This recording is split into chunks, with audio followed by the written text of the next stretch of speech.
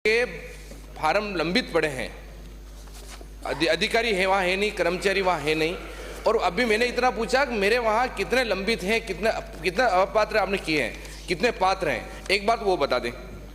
और जिनको आपने निरस्त किए हैं वहाँ जितने भी आवेदन आए उनके 10% फार्म ही वो भली ये सरकार रही हो, ये इन्होंने भी यही घुमा फिरा के जवाब दिया है। आप जब यहाँ बैठते थे अध्यक्ष महोदय तो आपको ध्यान में है, तो घुमा फिरा के जवाब दिए हैं। युवा बेरोजगारों को भत्ता देने की जो अपन फार्म निरस्त करते हैं उनकी क्या विधि है, क्योंकि जो फार्म आते हैं उनको केवल 2 से 5% फार्म रखते हैं, वरना सब फार्म रिजेक्ट करते हैं। मेरे वहाँ आज की तारीख में चित्तौड़गढ़ जिले में कितने तो पात्र हैं, कितने अपात्र हैं, इतने का आप बता दें। माननीय मंत्री जी।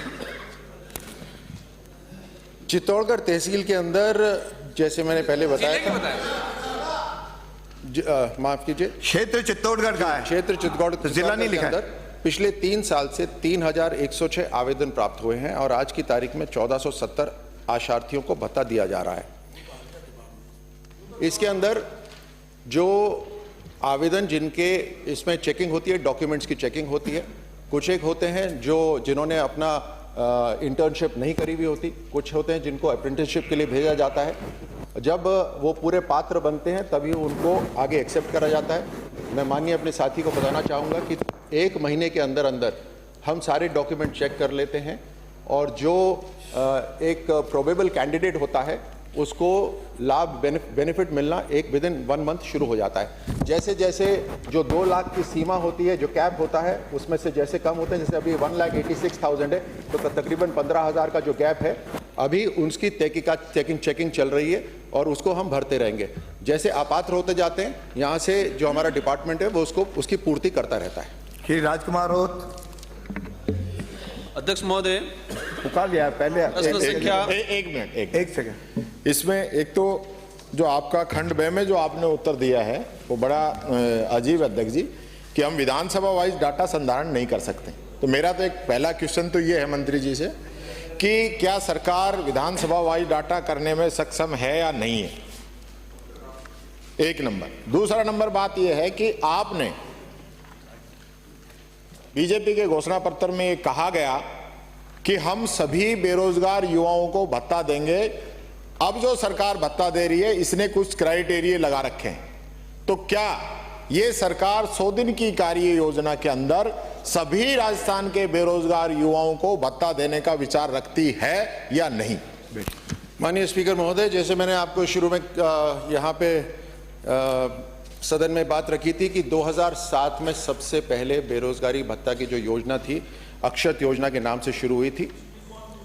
सिंपल, वो हमारी ही सरकार ने और कोई नहीं बोलेगा बीच में, बैठे बैठे नहीं बोलेंगे। उसके बाद में उसी योजना को जो जो दूसरी आपका प्रश्न नहीं है, उसने आपका प्रश्न नहीं है। चित्तौड़गढ़ के अंदर सदस्य आज की तारीख के अंदर कोई भी पेंडिंग केस नहीं है। और जहां तक बात रही, जो डेटा है वो डेटा एडमिनिस्ट्रेटिव यूनिट के हिसाब से ही रखा जाता है, तो जिलेवार ही डेटा रखा जाता है। अगला प्रश्न राजकुमार रोत का जवाब ही नहीं है अध्यक्ष महोदय। अध्यक्ष जी, दोनों क्वेश्चन का जवाब नहीं है, दोनों क्वेश्चन का जवाब नहीं है, कंपेयर नहीं कर सकते, दोनों ही क्वेश्चन का जवाब नहीं है। I will name you. मैंने 2 चीज, मैं आपका नाम बोलूंगा अध्यक्ष जी, आप हमें, I will not tolerate it, I can tell you clearly. हर प्रश्न में खड़े हो जाते हो, जिन्होंने पूछा है मैंने विपक्ष नेता को अलाउ किया। ये आपका मेरा आप हमें कोऑपरेट कीजिए अध्यक्ष जी, आपका संरक्षण चाहते हैं। अब मैंने नाम पुकार दिया। दो सिंपल क्वेश्चन है कि सरकार विधानसभा वार डाटा रखने में सक्षम है या नहीं है, और दूसरा सभी बेरोजगारों को भत्ता देना चाहते हैं कि नहीं है, बस हाँ या ना। राजकुमार रोत। अध्यक्ष महोदय, पिछले दोनों क्वेश्चनों के जो जवाब आया उससे सदन प्रश्न पूछे। अध्यक्ष महोदय, प्रश्न संख्या 243 मेरे पास लिखित में जवाब आ गया है। आपकी आज्ञा हो तो मैं सीधे प्रश्न पूछ लूं। पूरे प्रश्न पूछिए।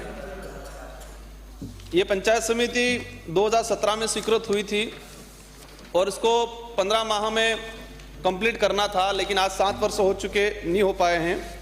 इसी को लेकर मेरा क्वेश्चन लगा है। मेरा पहला सवाल यह है कि इसकी अनियमितता को लेके 16 सीसी चार्जशीट दी गई है, तो वो कितने लोगों को दी गई है, किन किन को दी गई है?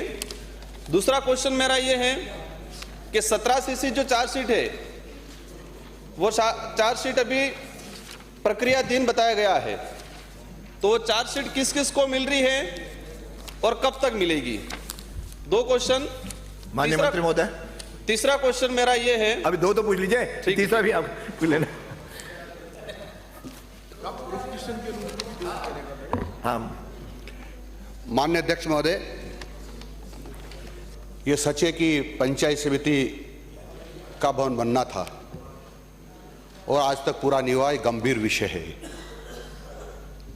परंतु मुझे बहुत दुख है इस बात का